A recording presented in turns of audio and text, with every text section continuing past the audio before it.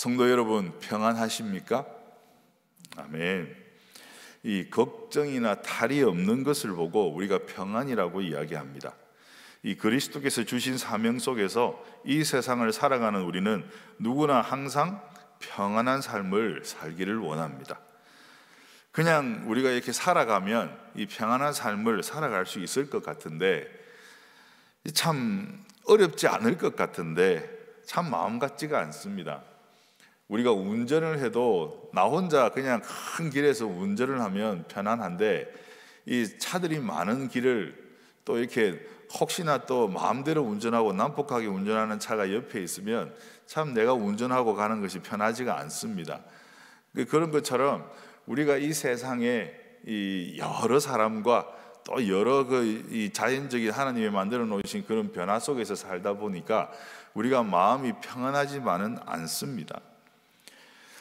한때는 한 번씩은 내가 잘못 살아서 그런가, 또 나의 욕심이 너무 많은가, 도대체 내 인생은 왜 이렇게 바람잘 날이 없는가, 일도 많고 탈도 많고 골치가 아픕니다. 이 어떤 광고 중에 이런 말이 있습니다. 당신의 두통은 당신의 삶이 열정적이기 때문입니다. 이런 말이 있습니다. 물론 이렇게 열정적으로 일을 하다 보면 내 몸이 고단하고 내 머리가 아프고 내 마음이 혼란스러울 때가 있긴 할 것입니다. 이 납득이 되는 말이긴 하지만, 그런데 이 말이 단지 나의 열정 때문만일까요? 그렇지는 않다는 것을 우리는 직감적으로 알고 있습니다. 우리가 갈등과 평안 중에 하나님의 방법은 당연히 평안입니다. 하지만 하나님께서 우리에게 쓰시는 방법은 꼭 평안만은 아닙니다. 하나님을 믿는 우리는 왜 평안하지 못할까요? 단지 나 때문일까요? 그렇지 않다는 것입니다.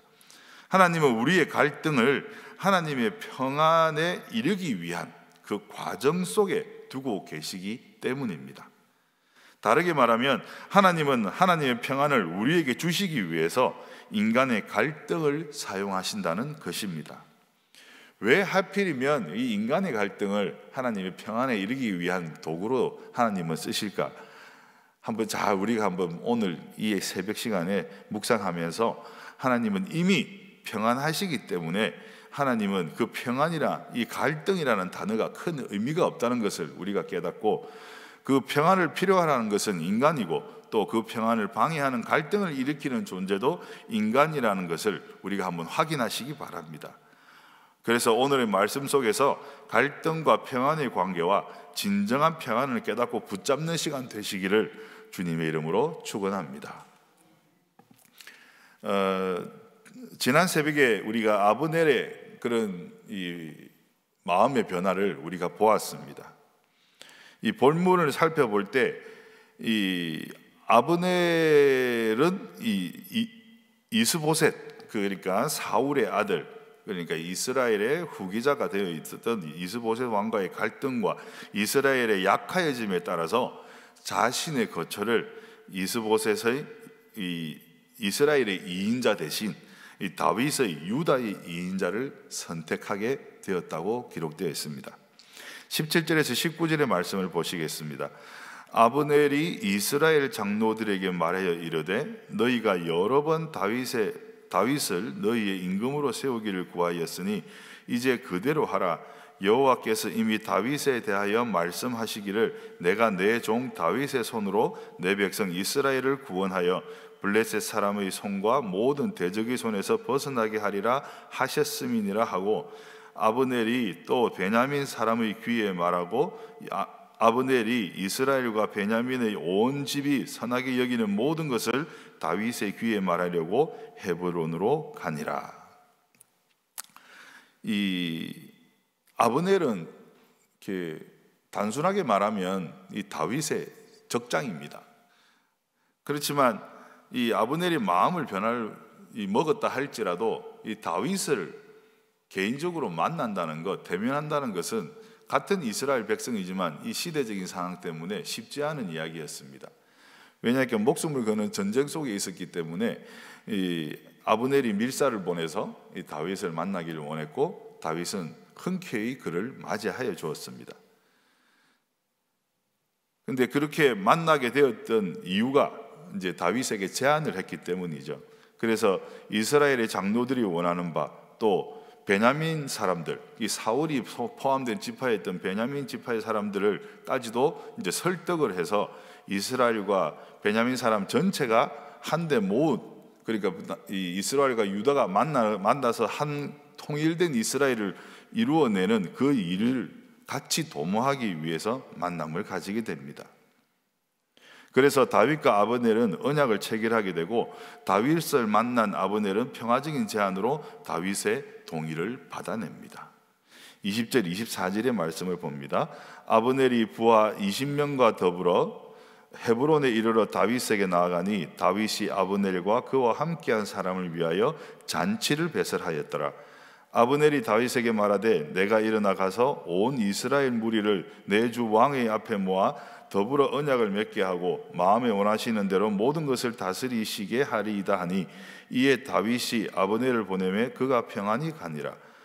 다윗의 신복들과 요압이 적군을 치고 크게 노력한 물건을 가지고 돌아오니 아브넬은 이미 보냄을 받아 평안히 갔고 다윗과 함께 헤브론에 있지 아니한 때라. 요압 및 요압과 함께한 모든 군사가 돌아오매 어떤 사람이 요압에게 말하여 이르되 넬의 아들 아브넬이 왕에게 왔더니 왕이 보내매 그가 평안히 갔나이다 하니, 요압이 왕에게 나아가 이르되 어찌하심이니이까? 아브넬이 왕에게 나와왔거늘 어찌하여 그를 보내 잘 가게 하셨나이까? 이렇게 기록되어 있습니다. 이 모든 것이 순조로웠고 다윗이 아브넬을 떠나 보내니 그가 평안히 떠나갔다고 기록되어 있습니다. 이렇게 평안히 떠났다는 말을 3번씩이나 기록하고 있는데, 그렇게 3번을 기록하면서 강조했던 말은 평안히 떠났다는 것이 쉽지 않은 일이었다는 것을 반증하고 있습니다. 더욱이 요압이 돌아왔을 때, 이 다윗의 군장인 이 요압이 돌아왔을 때 요압의 이 반응을 보면, 만약에 요압이 있었다면 이 아브넬은 살아서 돌아가기 힘들지 않았을까 하는 그런 추측까지도 가능하게 합니다. 이것이 이제 다윗에게 나타난 이 변수가 되어버렸습니다. 군장 이 요압은 그의 동생이 아브넬에게 죽임을 당했고, 또 아브넬이 다윗을 도와서 이스라엘을 통일하게 되면 상대적으로 자신의 지위가 떨어질 것에 대한 염려를 가지고 있었던 것이 분명합니다. 자기의 동생이 이 아브넬에게 죽었다는 그런 표면적인 이유를 자신의 갈등으로 내세우고 있지만, 그 내면적인 이유는 자신의 지위 때문이었다라는 것입니다. 그래서 요압은 다윗에게 항의를 하게 되고 은밀히 자신의 계획을 실행하게 됩니다. 그래서 25절 26절의 말씀을 보면, 왕도 아시려니와 넬의 아들 아브넬이 온 것은 왕을 속임이라. 그가 왕이 출입하는 것을 알고 왕이 하시는 모든 것을 알려 함이니이다 하고, 이에 요압이 다윗에게서 나와 전령들을 보내 아브넬을 쫓아가게 하였더니 시라 우물가에서 그를 데리고 돌아왔으나 다윗은 알지 못하였더라. 그래서 요압은 음모를 꾸미게 되고 이 아브넬에 대한 모함을 다윗 앞에서 하게 됩니다. 그래서 이 요압은 이 돌아가고 있는 아브넬을 중간에서 잡아서 데려와 살인을 하게 되기까지 됩니다. 아브넬은 다윗을 속이려고 온 것이고 드나드는 것을 살피고 하고 있는 모든 것을 알리려고 온 것이라는 이 모함이 너무나 터무니없는 모함임을 다윗은 알고 있고, 또 다윗이 지금 진행되어 가는 모든 일들이 이것이 모함이라는 것을 알 수 있는 상황인데도 이 다윗의 군장으로서 이 요압은 걸맞지 못한 그런 실망스러운 말과 행동을 하게 됩니다. 하지만 이것은 우리가 정상적인 시각에서 바라볼 때는, 정상적인 상황에서는 우리가 참 못났다, 참 모자란다라고 이야기할 수 있지만, 이 사람의 입장에서는 가능한 일이기도 합니다.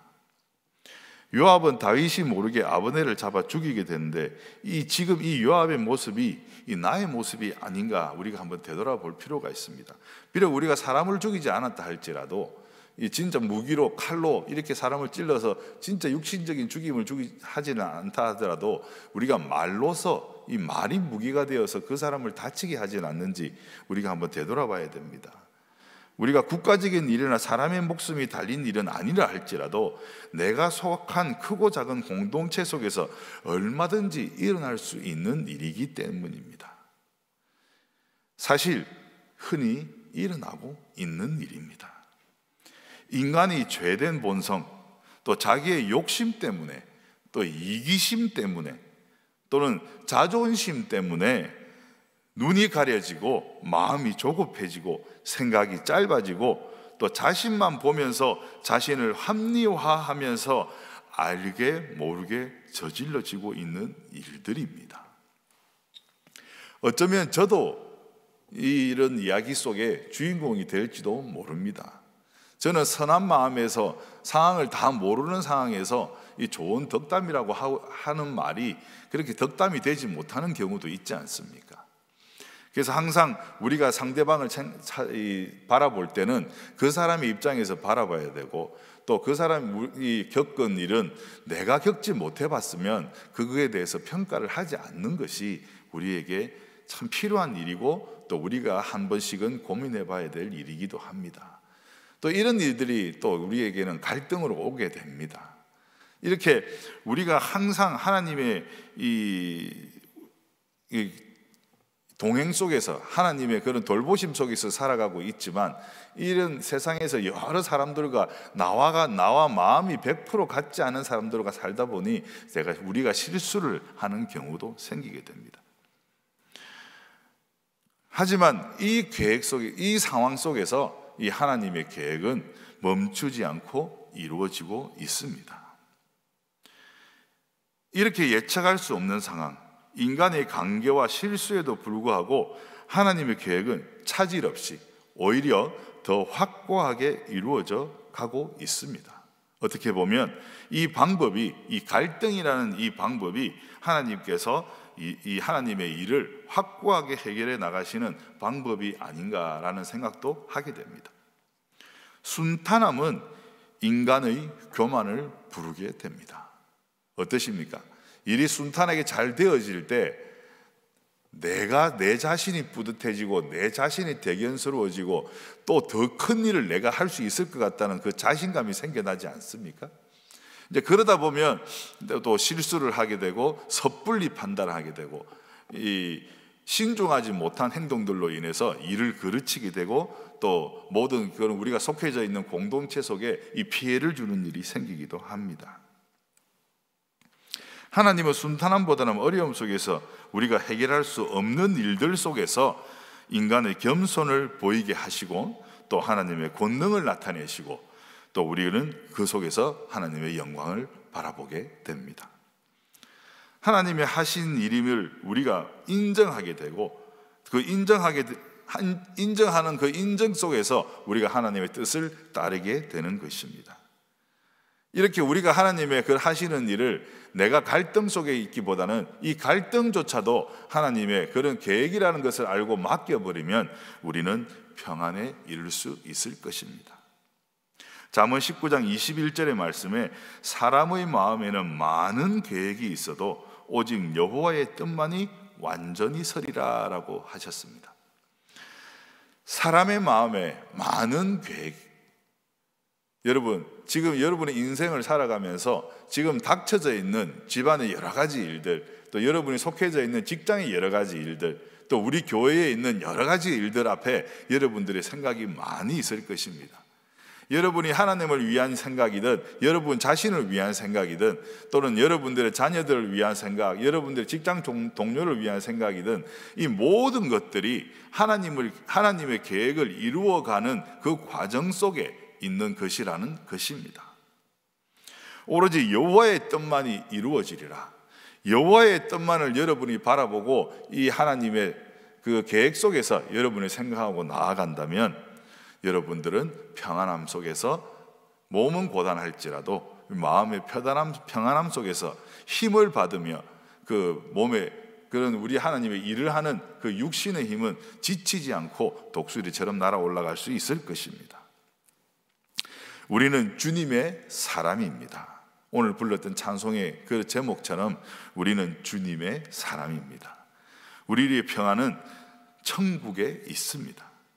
이 천국 소망으로 이 세상의 문제들을 이겨낼 힘을 하나님으로부터 받아 세상을 향해 복음을 외치고 재창조, 새 창조에 쓰임받는 은혜가 가득한 하루가 되시기를 주님의 이름으로 축복합니다.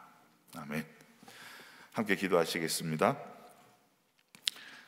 고난 속에서만 하나님을 찾을 수밖에 없는 우리 나약한 인간의 모습 속에서도 우리의 손을 놓지 않으시고 이끄시는 하나님의 은혜에 감사를 드립니다. 모든 것이 하나님의 은혜요, 그 은혜에 말미암아 하나님께서 이루어 가시는 이름을 깨닫고 하나님께 맡기는 삶을 허락하여 주시옵소서. 맡기지 못하고 내 손에 잡고 발을 동동 구르며 조급해하는 나의 모습을 되돌아보고 그 모습 속에서 아무것도 이루어지지 못했음을, 내가 이룰 수 있는 것은 아무것도 없었음을 우리가 깨닫게 하여 주시고, 내 손에서 내려놓고 하나님 앞에 무릎 꿇고 두 손 모아 기도했을 때 즉시로 하나님께서 응답하였던 그 기억을 저희들 마음속에, 머릿속에 담아두게 하시옵소서.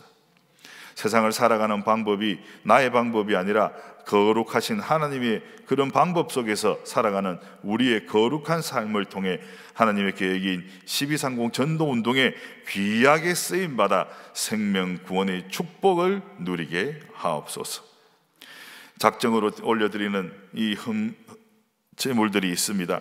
이 하나님께 드리는 이 손길 속에 하나님께서 함께하여 주시고, 이 모든 기도의 제목들이 하나님께서 손수히 이루어 주시고, 많은 어려움 속에서 있는 것들이 갈등으로 느껴지는 것이 아니라 하나님의 계획으로 느껴져서 하나님의 계획을 즐거이 감당해 나가는 그런 능력을 받는 능률이 있는 그 삶이 되고 하루하루가 되게 하여 주시옵소서. 이 모든 말씀 오늘 하루도 우리와 동행하여 주실 예수님의 거룩하신 이름으로 기도드리옵나이다. 아멘.